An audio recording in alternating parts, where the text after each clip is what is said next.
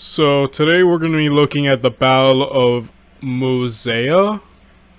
So yeah, let's see how Khalid takes on Bahman, and, defeats two Sassanid armies, like, basically in succession. Were tired after the long march and the battle, his army wasn't able to pursue the Sassanid survivors.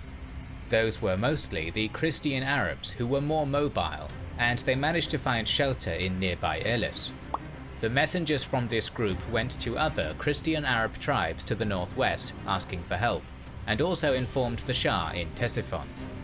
The tribes answered the call of their kin, while Yazdegerd sent messengers to Bahman to go towards Elis. It is not clear why, as Arab and Persian sources are conflicted, but according to the former, Bahman gave command over his army to another general called Jaban, who marched with the entire army to where the Christian Arabs were concentrating.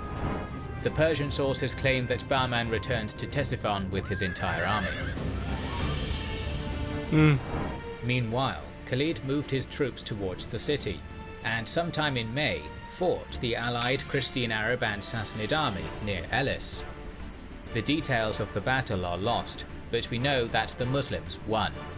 The sources are once again conflicted on the number of casualties, with the Arab sources stating that Khalid's force killed 70,000 enemies, mostly through the executions after the battle, while the Persian writers think that the army facing Khalid's 18,000 was comparable in size and managed to retreat towards Al-Hira after a minor defeat.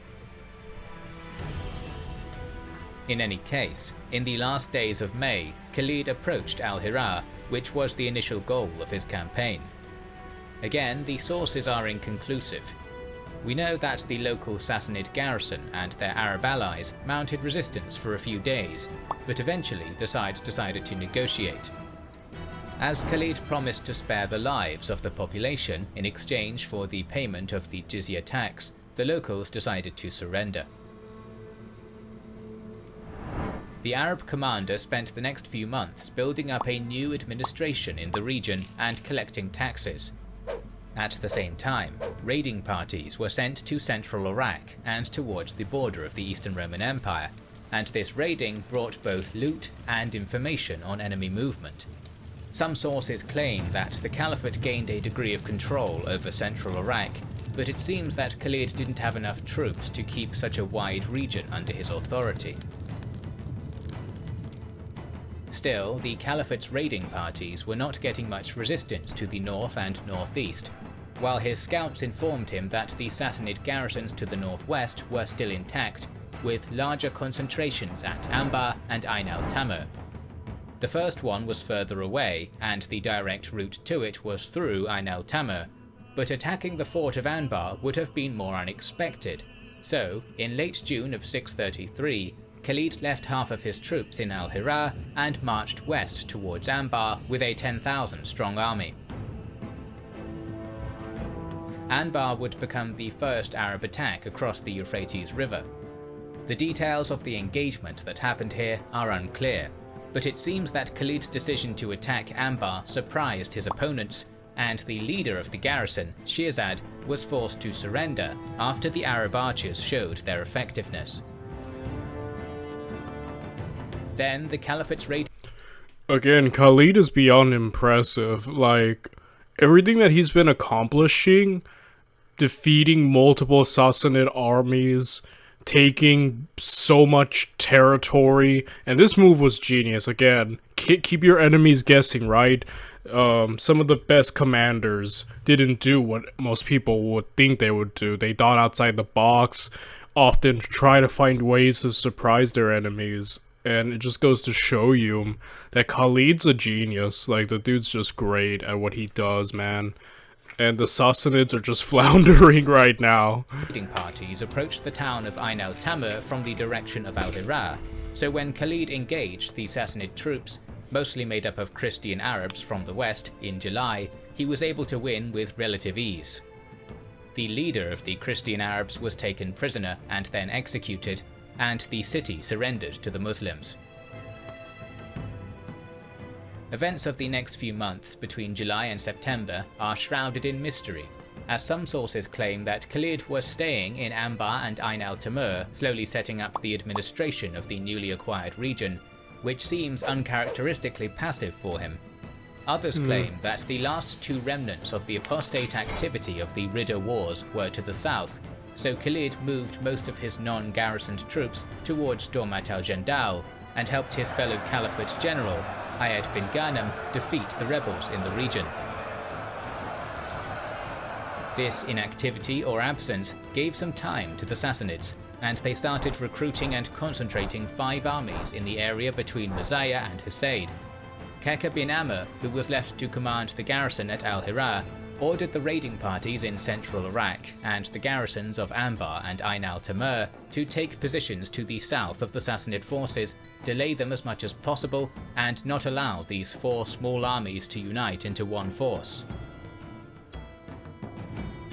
At the end of September, Khalid returned to al-Hira.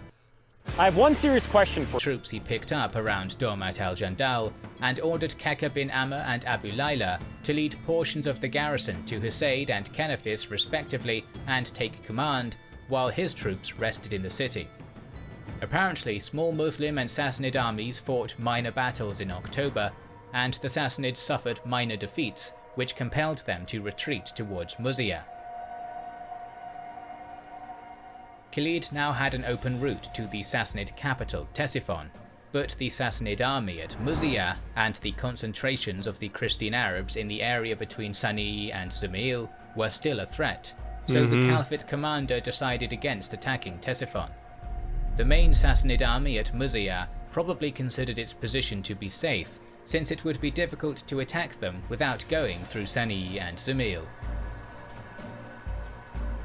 At the same time, Khalid knew that attacking the majority light cavalry Arab Christians could push them to the north to unite with the troops at Muzayyah, so Khalid devised a plan.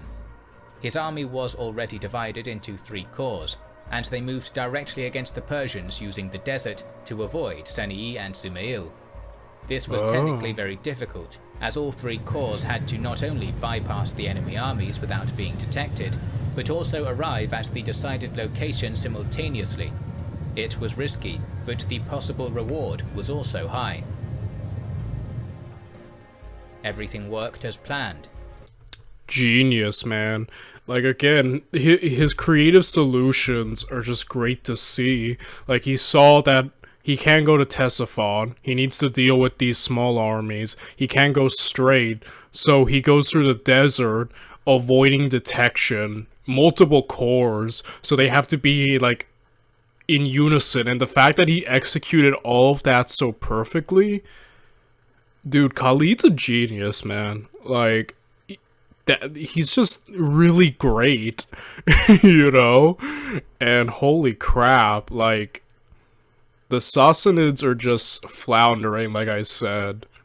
Like, they can't handle this guy, dude. Khalid's corps converged on the target at the same time, and during one of the nights in the first week of November, his 20,000 attacked the sleeping Sassanid army of comparable size. The latter was not expecting this attack, and the army of the Caliphate scored an easy victory, killing more than 10,000 Sassanid warriors. Holy crap. After that, defeating a smaller Christian Arab force seemed easy, but instead of confronting them head-on, Khalid repeated his 3-pronged maneuver to avoid losses. Again, like, his force marches, and he really utilizes speed and maneuverability to its fullest extent, I feel. Like, again, we've seen a lot of this in the past with many great leaders and commanders we followed, and Khalid just exhibits so much of their traits, and he's like unstoppable right now. He's like an unstoppable force, you know? But man, night attacks, force marches, maneuverability, creative solutions, like, he's just doing it all, quite frankly. The Muslims suffered minimal losses, while the Christian Arabs lost more than half of their army. Apparently, a few recent Muslim converts were among the killed, and their families sent an appeal to the Caliph Abu Bakr to punish Khalid. This rejected appeal was sent through the future Caliph Umar, and will become important for our story down the line. Okay, I'll keep note of that. Khalid's mobility and the inability of his opponents to consolidate their forces meant that the region between Muzayyah and Again, he's really good at the dividing and conquering of things, you know? He's making sure that the enemy does not consolidate, and that's smart. He's using divide and conquer, and he's really good at it. Al-Hira was now under the control of the Caliphate. Okay, so I'm gonna end the video right here because that was the Battle of Muzayyah, which doesn't even feel like a battle, it just felt like a straight up ambush, you know? But tomorrow we'll be covering the Battle of Faraz, so I'll see you then, everyone. Bye.